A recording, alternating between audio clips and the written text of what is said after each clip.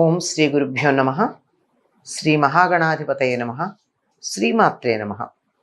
జనక మహారాజు అడిగినటువంటి ప్రశ్నలకి సంతోషిస్తూ వశిష్ఠ మహాముని కార్తీక మాసంలో చేయవలసినటువంటి విధులు, దానివల్ల వచ్చేటటువంటి ఫలాలు, వాటన్నింటినీ సోదాహరణంగా వివరిస్తున్నాడు.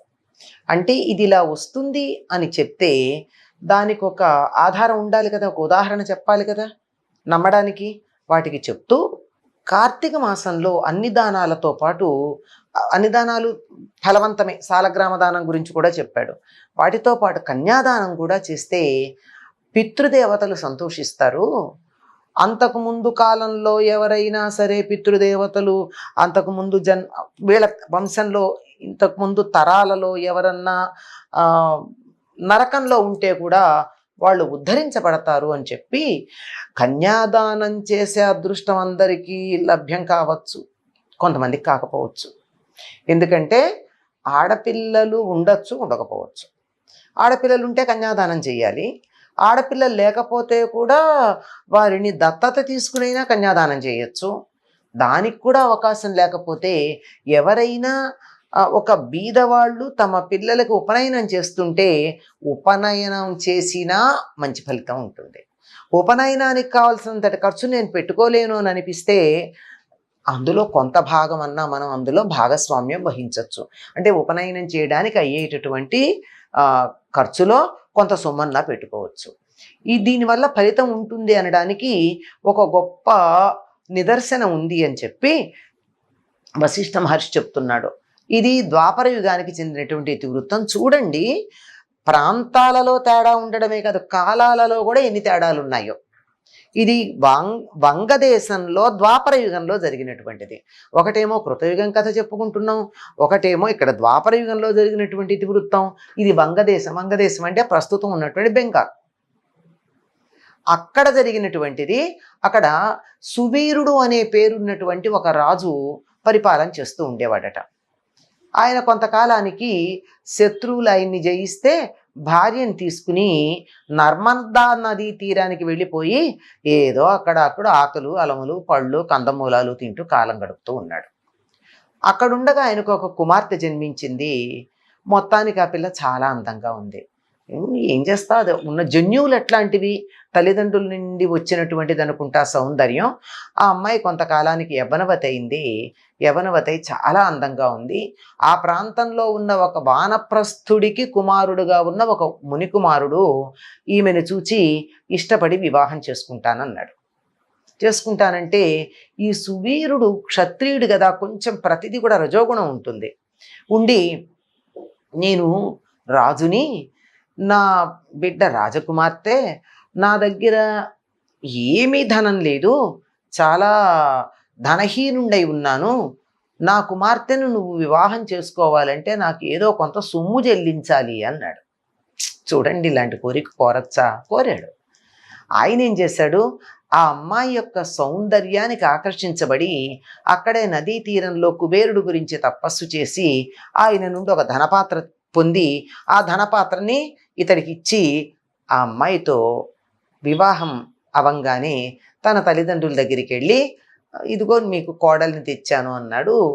అవడానికి క్షత్రియ కన్య అయినా పుట్టింది అరణ్యంలోనే, అక్కడ వాతావరణంలోనే పెరిగింది. చాలా వాళ్ళు సుఖంగా జీవితం గడుపుతూ ఉన్నారు.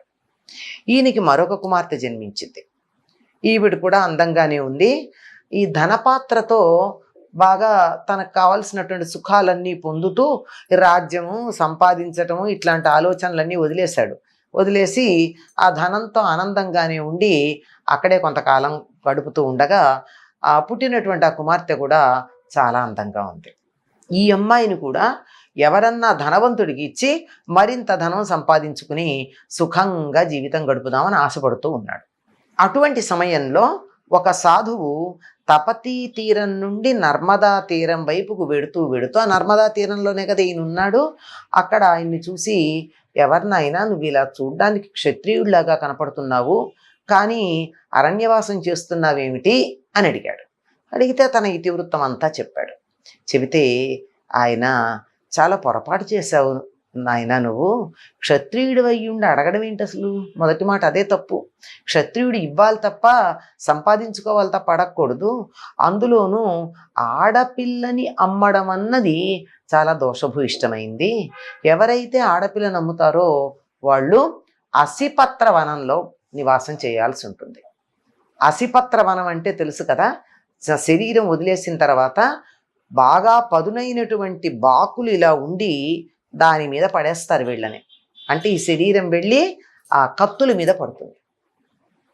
కత్తులు ఆకులుగా కలిగినటువంటి అరణ్యం అక్కడ ఉండడం జరుగుతుంది. నువ్వే కాదు, నీ పూర్వులు కూడా అటువంటి నరకయాతన అనుభవించాల్సి ఉంటుంది. ఇప్పటికే నువ్వు చాలా తప్పు పని చేసావు.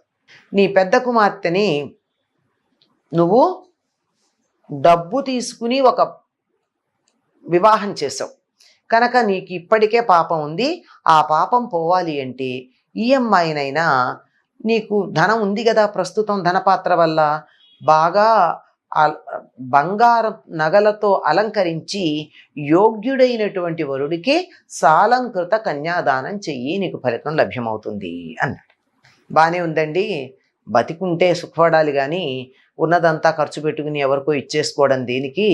నేను అటువంటిది ఏం ఆలోచించను, నాకు అటువంటి విషయాలు అక్కర్లేదు, నేను ఆ పని చెయ్యను అని అనుకున్నాడు. అన్న తర్వాత కొద్ది కాలానికి అతడు శరీరం వదిలేశాడు. అతడు నరకంలో పడ్డాడు. నరకంలో పడిన తరువాత అతడి సంగతి అట్లా ఉంచి నరకయాతన అనుభవిస్తూ ఉంటే, అప్పటి వరకు ఈయన వంశంలో ఒక పూర్వుడైనటువంటి ఒక ఆయన స్వర్గలోకంలో స్వర్గ సుఖాలు అనుభవిస్తూ ఉన్నాడు. ఆయన ఎంత బాగా ధర్మ పరిపాలన చేశాడంటే పేరుకు తగినట్టుగా చేశాడు. ఆయన పేరు శృతకీర్తి. ఆయన కీర్తి అన్ని లోకాలకి వ్యాప్తి చెంది ఉండేది. అటువంటి ఆయన ఇతడు చేసినటువంటి పని వల్ల స్వర్గలోకంలో నుండి చ్యుతుడై నరకానికి వచ్చాడు. యమభటులు తీసుకొచ్చి నరకంలో పెట్టారు. ఈయన ఇంతకుముందు ధర్మ మార్గంలో ఉన్నాడు, స్వర్గలోకంలో ఉండగలిగినటువంటి అధికారం కలిగినటువంటి స్థితిలో ఉన్నాడు గనక అక్కడికి వచ్చిన తరువాత యమధర్మరాజుతో నేరుగా మాట్లాడాడు.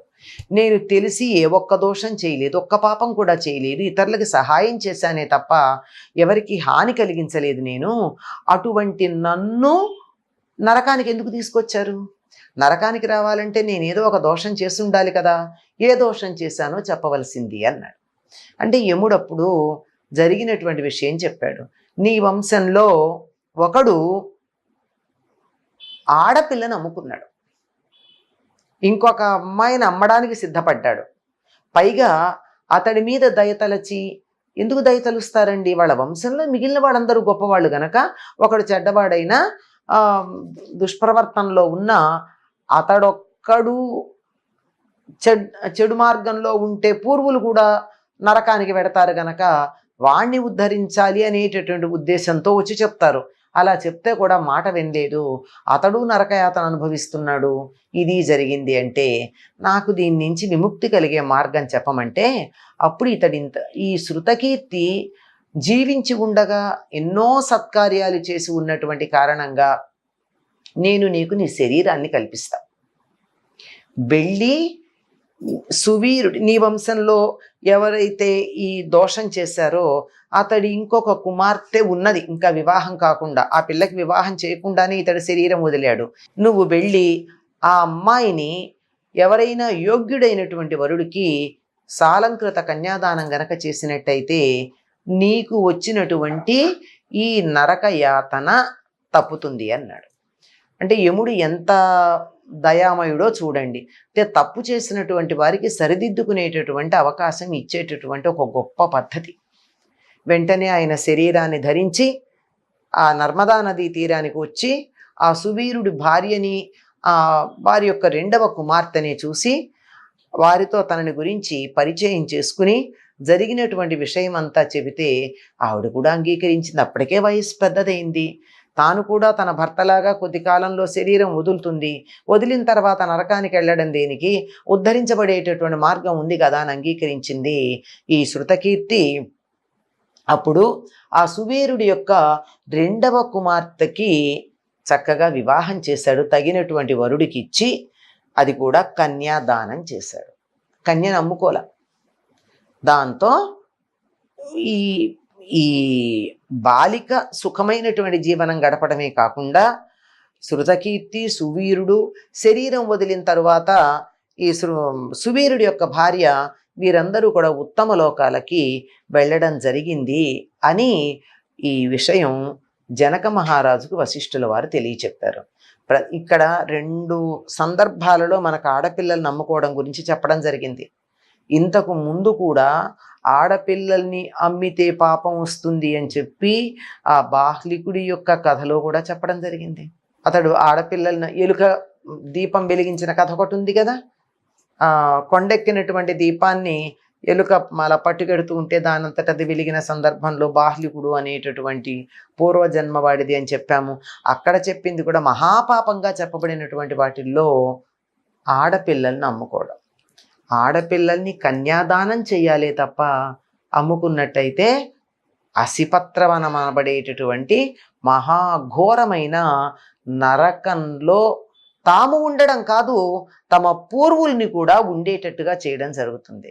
దాని నుండి ఉద్ధరించబడాలి అంటే ఇంకెవరైనా మన పూర్వులు ఎవరైనా ఉంటే కూడా వాళ్ళను ఉద్ధరించాలి అంటే కూడా కన్యాదానం చేయడమే దానికి తగినటువంటి పరిష్కారము. అది కూడా కార్తీక మాసం అయితే మరీ శ్రేష్టం. ఈయన చెప్పింది కూడా అదే. ఈ శృతకీర్తికి ఈ వ్యవహారం అంతా ఆ యమధర్మరాజు చెప్పింది కార్తీక మాసంలో. అందువల్ల ఆ కార్తీక మాసం వెళ్లకుండానే కన్యాదానం చేసి తాను ఉద్ధరించబడ్డాడు. తన వంశంలో తరువాతి వాడు ఎవరి వల్ల అయితే తాను పతనమయ్యాడో అటువంటి వాడిని కూడా ఉద్ధరించడం జరిగింది. కనుక కార్తీక మాసంలో ఏది చేసినా ఫలితం ఉంటుంది అన్నప్పుడు కన్యాదానానికి ఇంతటి అద్భుతమైన ఫలితం ఉంది అని చెప్పి జనక మహారాజుకి వశిష్ఠుల వారు వివరించి చెప్పడం జరిగింది. స్వస్తి.